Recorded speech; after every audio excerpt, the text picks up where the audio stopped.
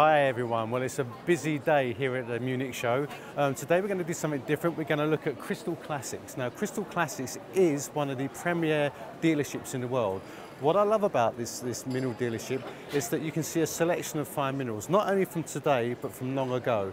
So you see museum pieces, quality specimens, fantastic items that you won't normally see at many mineral shows because simply the range of material on display is exceptional. So we're going to meet the owner, Ian Bruce. He's going to do a walk around with us and let's see what we can find in his booth. As you can see, it's so busy, but he should be hiding somewhere. Ian, how you doing, mate? All right? Good to see you. Good to see you. Yeah. I just introduced you, and I've said to our viewers that, in my opinion, in many people's opinion, this is one of the most systematic and quality displays you will ever see at a show because of the range of material you've got.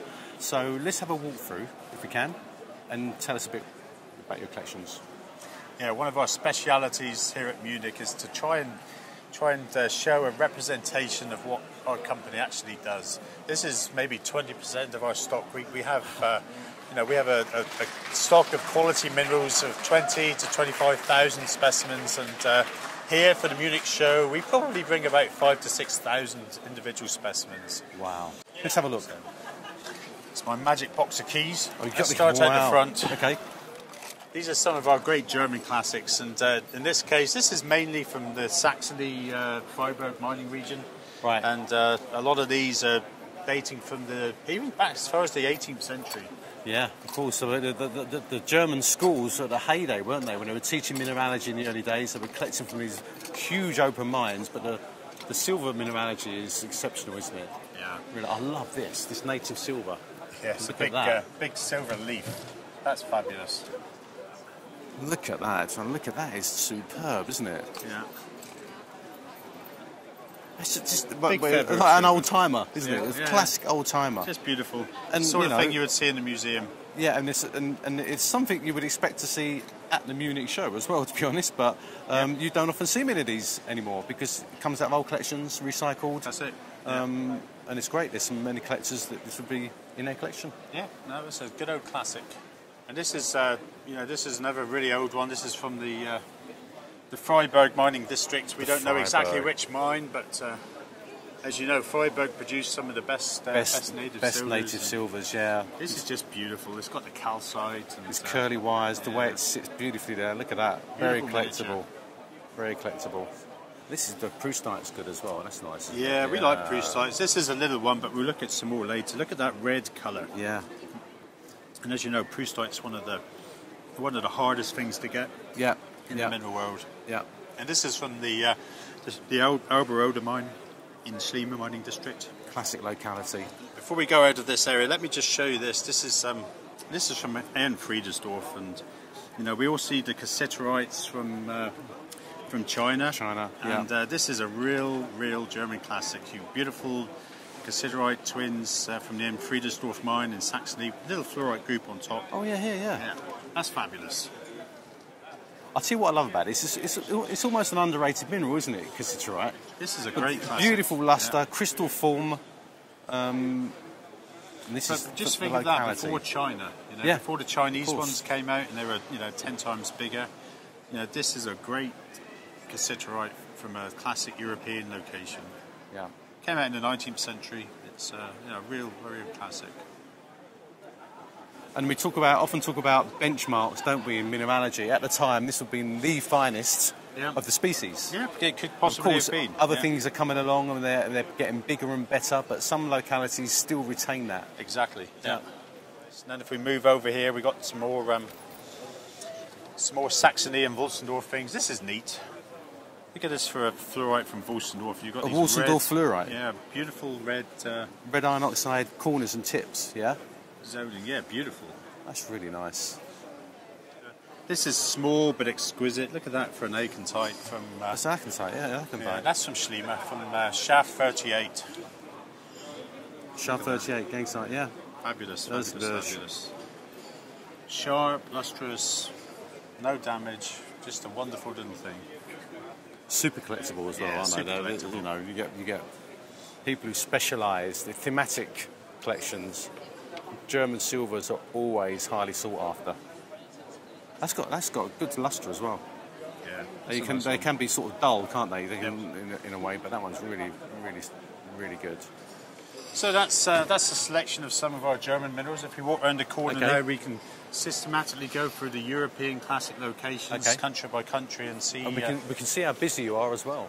You know, Austria has a very good mix of classic alpine locations, and some of the metal mines as well produce great things. And one of the good classics from Austria are the Bornenites. Yeah, look at that.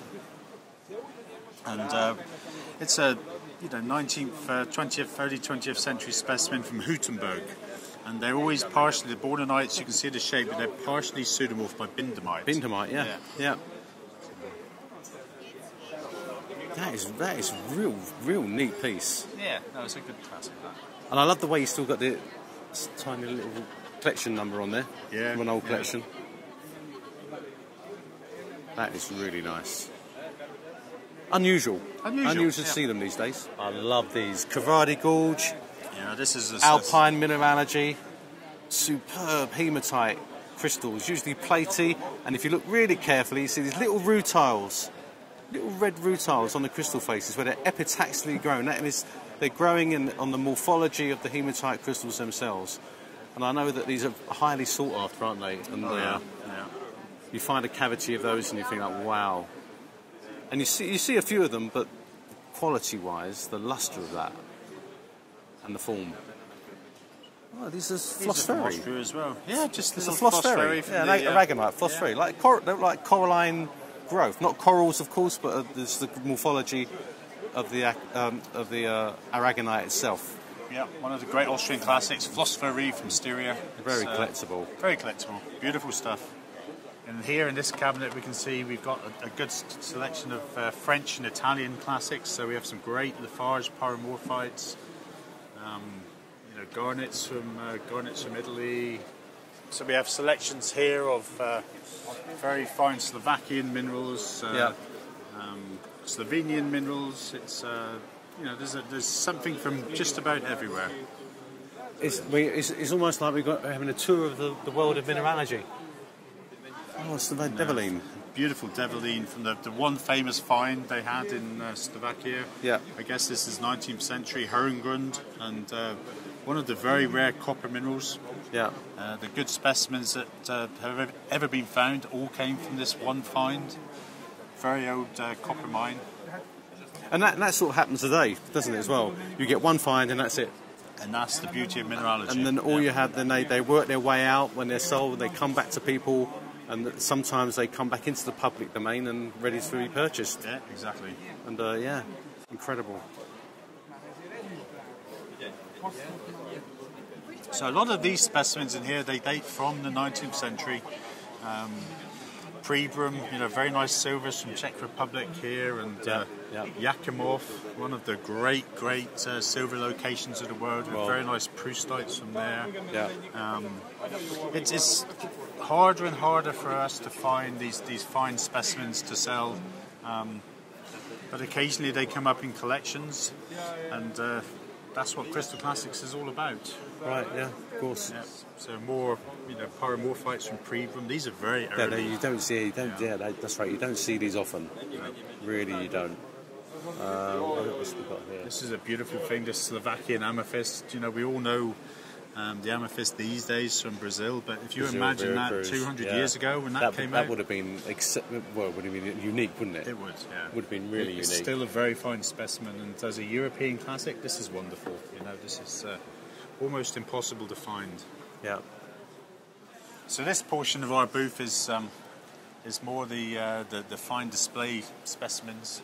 We have a lot of African minerals here, and a lot of more contemporary specimens. A lot of great things from Australia, from China. This is a case, isn't it? This is Fabulous a real case of minerals. Fabulous specimens. So you're gonna let me in? There's some great things in here. Let's let Al in. Wow. Right, this is a modern... Look at that. So that's an acanthite from China. Yeah, fabulous, huh? So this is a relatively recent new find, but that is one of the best I've ever seen, Ian. Yeah, fabulous thing.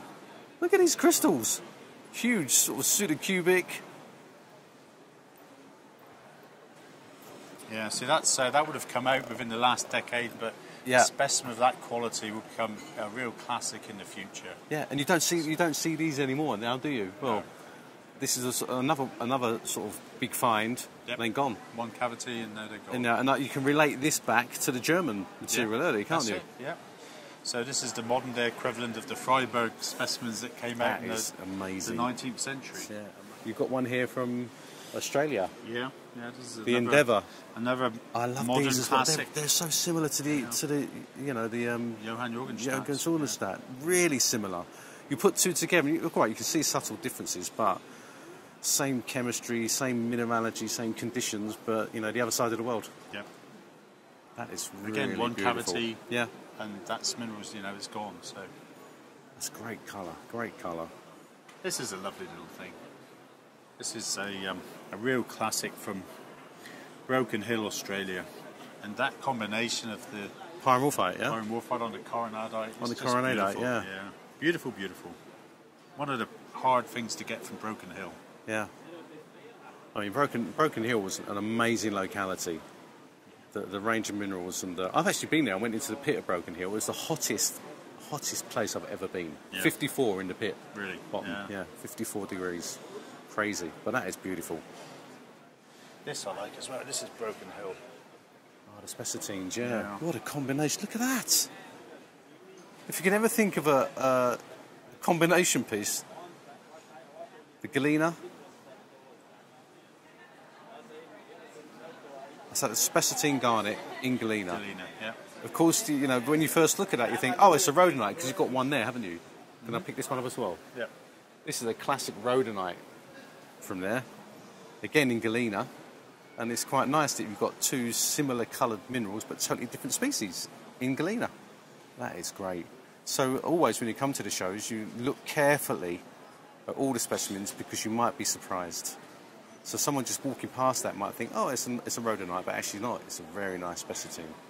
We handle more SUMEB specimens than any other company worldwide. It's one of our big passions is SUMEB. Yeah, I and know. It's mineralogy.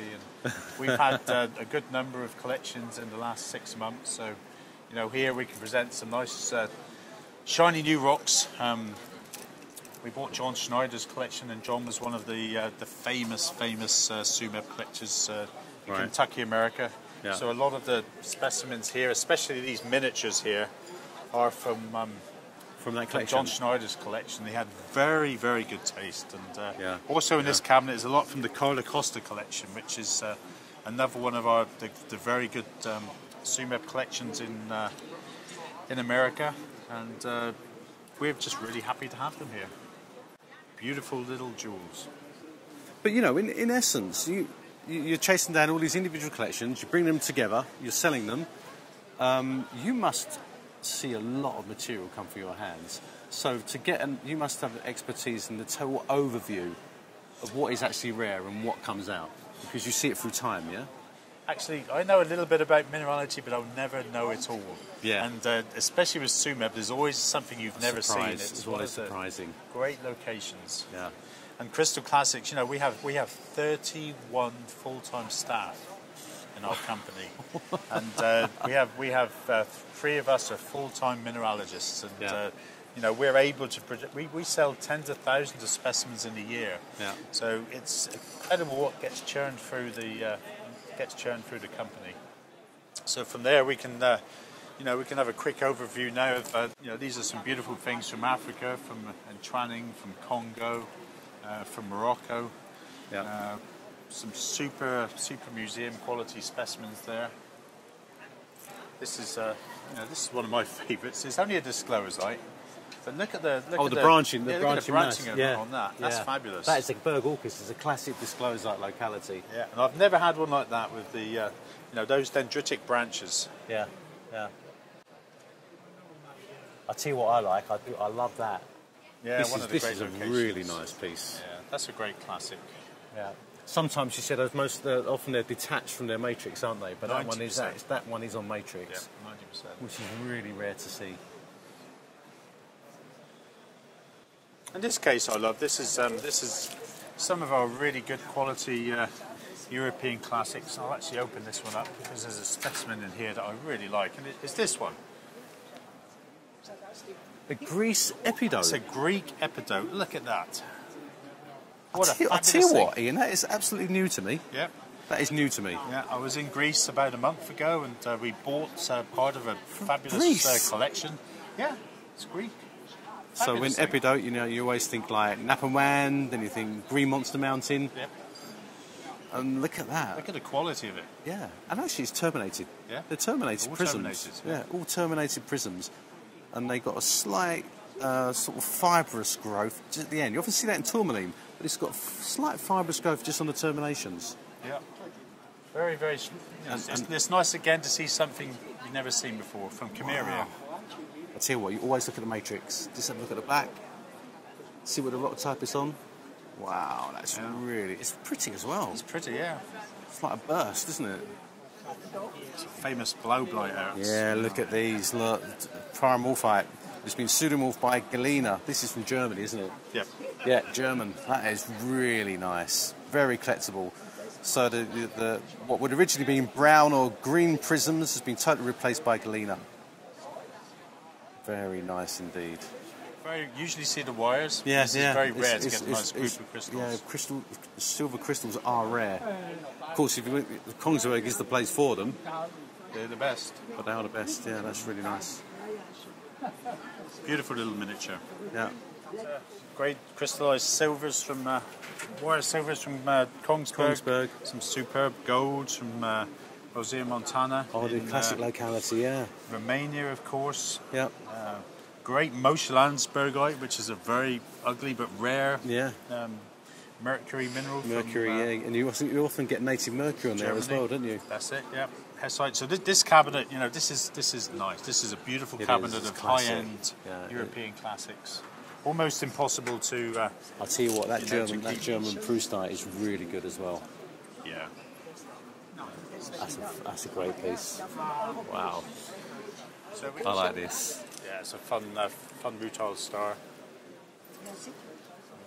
Good emerald, good Colombian emerald. We've seen a lot more of those at the show these days.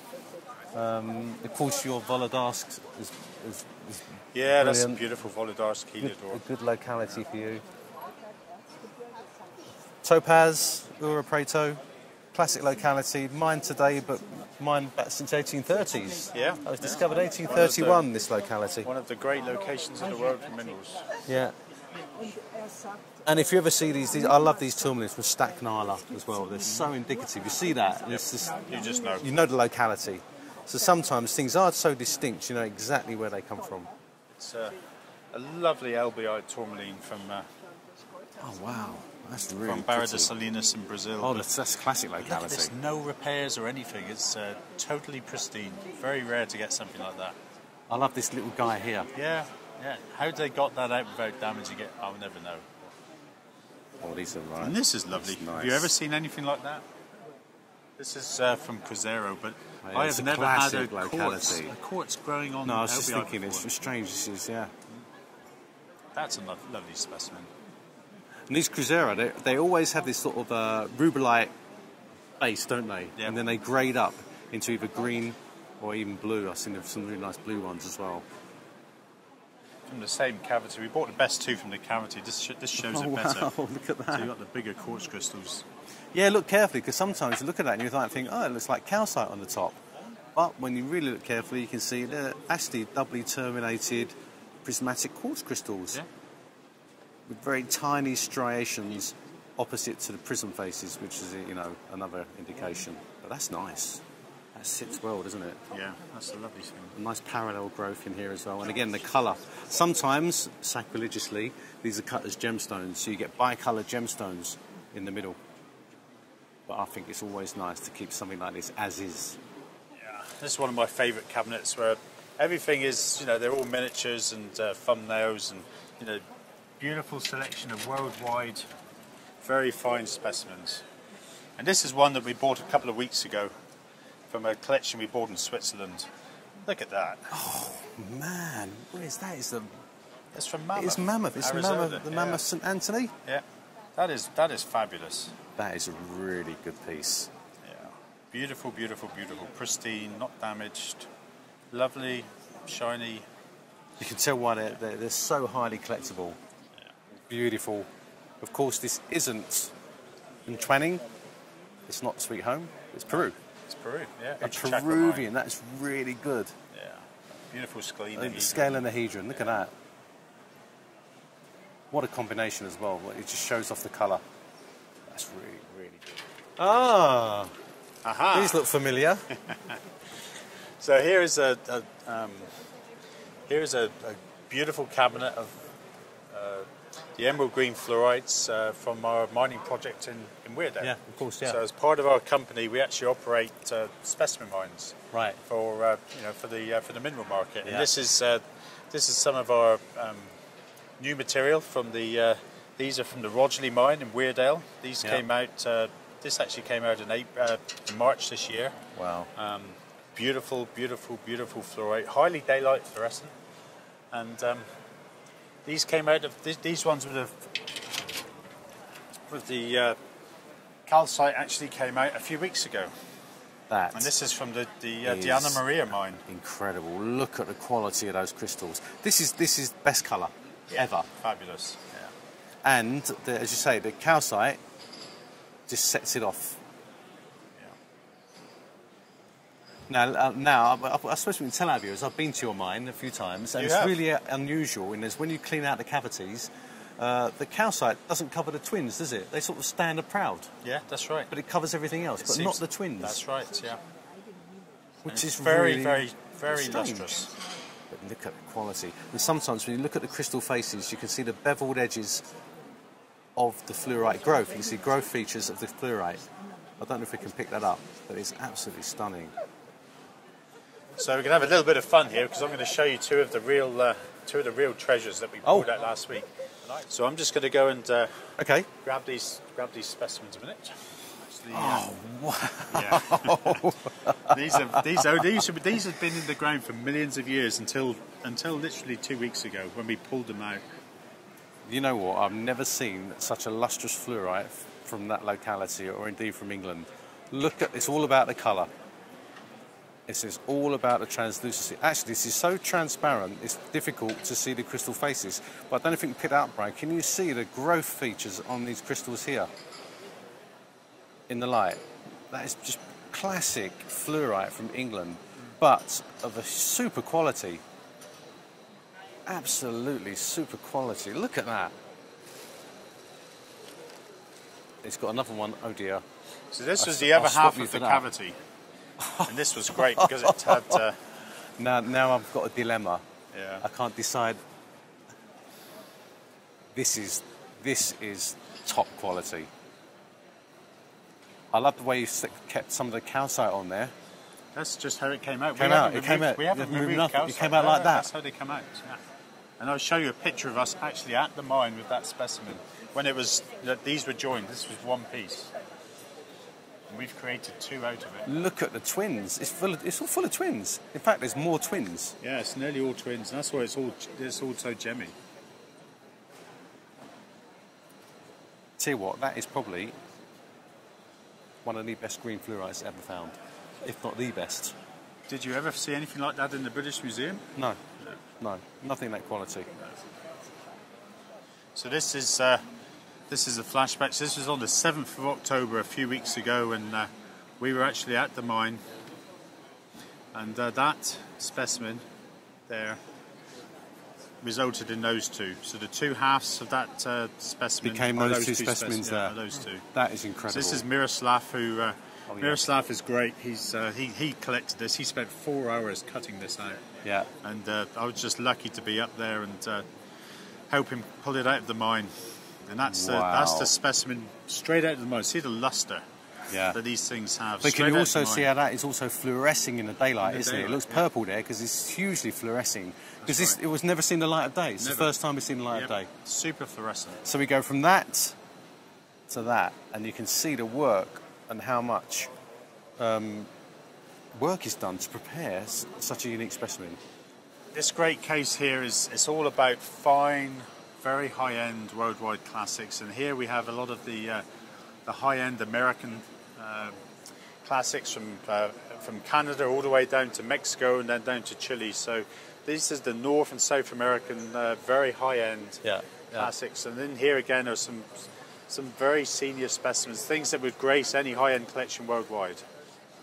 Look at that. This is something wonderful.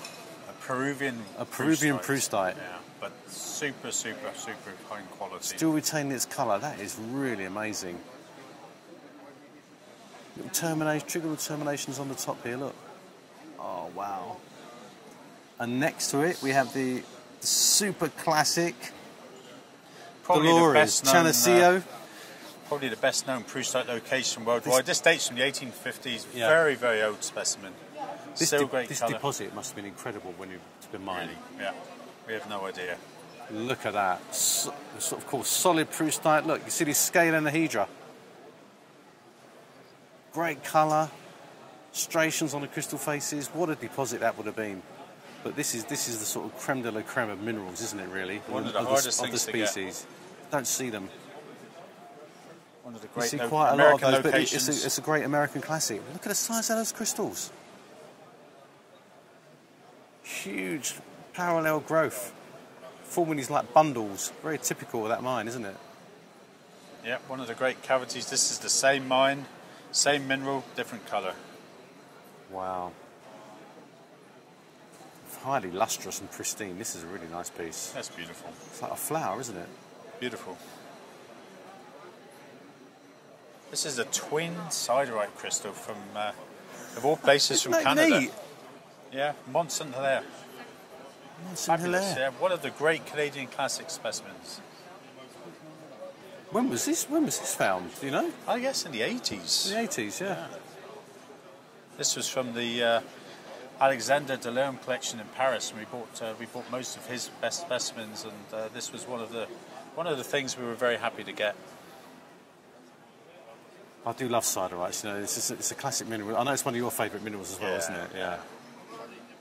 So we're gradually working our way around. Now we're going to go back to the European classics. Oh, this is actually a mixed cabinet, and as well as classic mineralogy, sometimes we come across a new modern find, and one of the things that we were really happy to come across about a month ago was this very rare find of Gerhardite from close to the Kassi mine in Congo. And I'd like to show you some of the really good ones, but we sold them all. So we've just seen the secondaries, yeah? Yeah, so this is a rare copper nitrate. The secondary mineral. of the secondary. Yeah, the secondary of the secondaries, yeah.